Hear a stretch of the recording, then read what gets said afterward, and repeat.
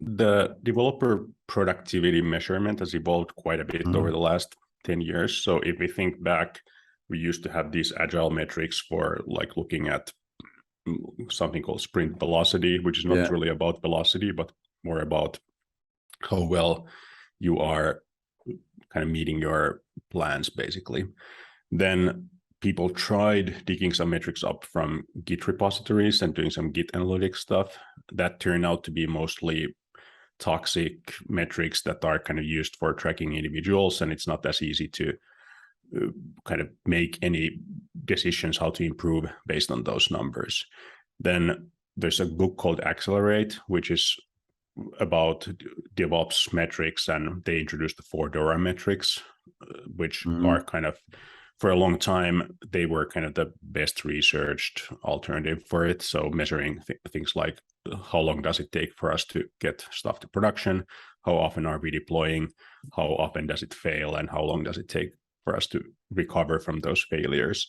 So those were a thing that's been around for a while, and the idea there is to kind of balance how quickly can we do things versus how much are we breaking stuff. And now the latest research on this is in a paper called the Space Framework by the same authors as the Accelerate, or some of the same authors. And that's really just saying that there is no way to get one number to describe developer productivity. You have to look at a couple of different categories and then just try to find a balance between these categories. And that very much matches the reality and my experience as well, because while people are looking for this holy grail of getting that one number, they are at the same time kind of alienating the developers and kind of potentially driving bad behavior with something that doesn't make a lot of sense.